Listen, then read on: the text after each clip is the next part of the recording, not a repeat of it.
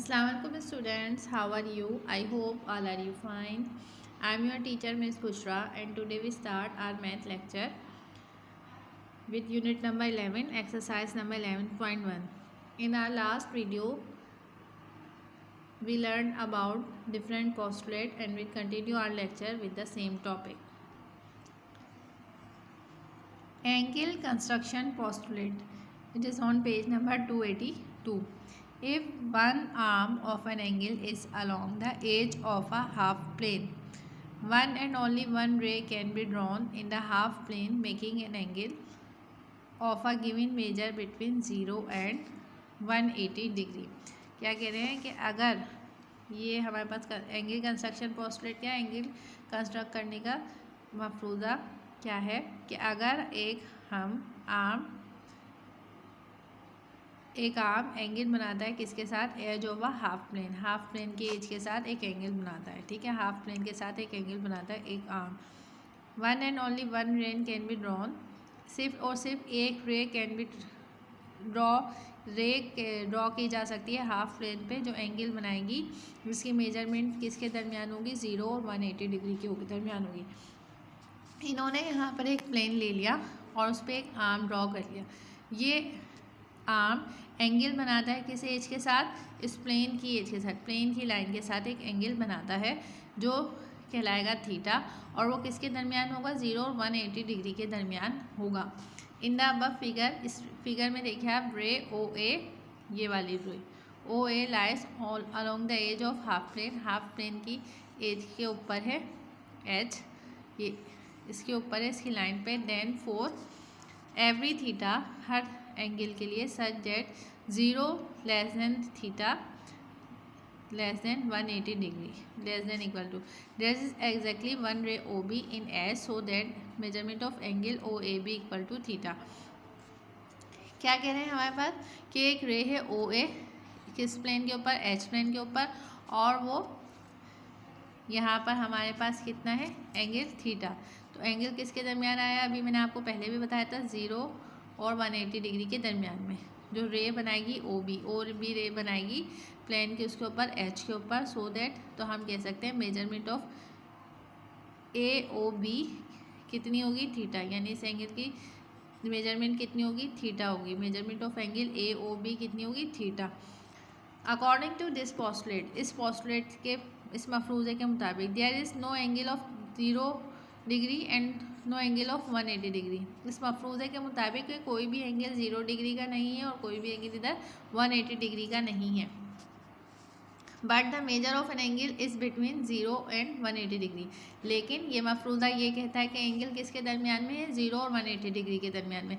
0 नहीं है और 180 डिग्री नहीं है, लेकिन इनके दरमियान में sum of the measure of two angles में बी 180 डिग्री और more but less than 360 degree.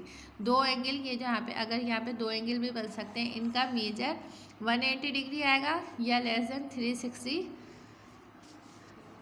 आएगा. 360 नहीं आएगा और मोर, 180 डिग्री आएगा और मोर आएगा, लेकिन 360 नहीं आएगा, इससे लेस ही होगा, इससे ज़्यादा नहीं आ सकता. ये मफरूज़ा बना कि एंगल किस तरह कंस्ट्रक्ट होते हैं कि हम कोई भी प्लेन ले लें, उस पर एक रे ड्रॉ कर लें, वो रे एक एंगल बनाएगी प्लेन के एज के साथ और वो एंगल 0 और 180 के डिग्री के दरमियान में होगा, लेकिन वो एंगल 360 से कम होगा. Second is angle addition postulate. The sum of the measure of two adjacent angle is equal to the measure of the angle form by their non common arms.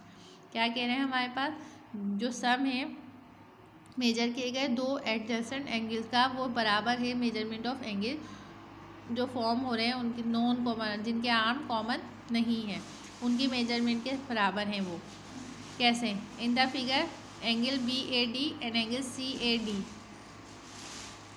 Are two adjacent angle.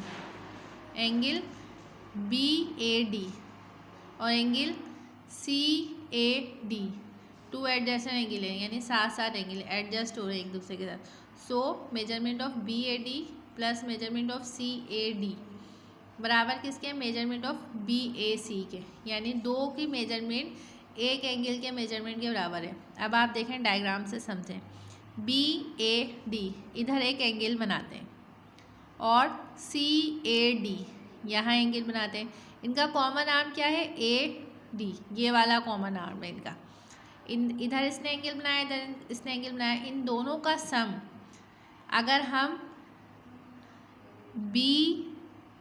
हम किसके बराबर लें, B ए और सी, यानी B ए और सी के दरमियान हम लें तो ये बराबर होगा। एंगल एडिशन ये कहती है कि दो का सम इनके मेजरमेंट किसके सम के बराबर होगा, एक के सम के बराबर होगा। This is angle addition postulate. Now come to supplement postulate. Supplement postulate क्या है हमारे पास, if two adjacent angle are supplementary their non commons are collinear. If non common arms of two adjacent angle are collinear they are supplementary. क्या कह रहे हैं कि अगर दो एडजेसेंट एंगल हैं और सप्लीमेंट्री हैं तो हम क्या कहेंगे, दो नॉन कॉमन आर कोलिनियर है, एक ही लाइन बने उनके आर्म। और अगर non common arm adjacent angle बना रहे हैं कोलिनियर लाइन के साथ तो वो सप्लीमेंट्री भी हैं। डायग्राम बना के दिखाई इन्होंने, ओ ए बी और उस पर एक आर्म ड्रॉ कर दिया सी।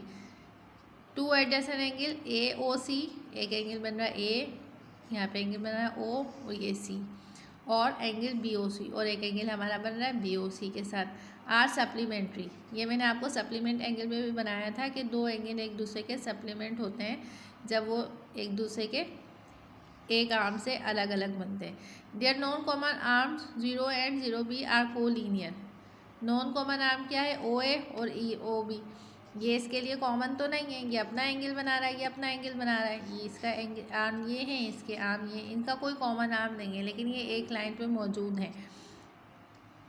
कन्वर्सली इसी तरह हम कह सकते हैं अगर O A and O B are in a line, O A और ओ बी एक लाइन पर हैं तो measurement of A O C plus measurement of B O C 180 degree होनी चाहिए। अगर ये सप्लीमेंट्री एंगल हैं तो इनकी मेजरमेंट 180 होनी चाहिए, तभी ये सप्लीमेंट एंगल कहलाएंगे। तो angle A O C and angle B O C are supplementary. This postulate also tell us that if two adjacent angle are supplementary their non-common arms are a pair of positive rays. In the figure OA and OB are opposite rays. OA and OB are opposite rays, ये opposite है, लेकिन अगर ये supplementary हैं तो मैंने आपको supplementary की डेफिनेशन में बताया था इनके एंगल का सम कितना आना चाहिए, 180 डिग्री आना चाहिए, तभी हम कह सकते हैं कि एंगल AOC और BOC सप्लीमेंट्री हैं। I hope all you understand this postulate. I will continue my lecture in my another video. You have to do all this work in your notebooks. Till then, Allah Hafiz.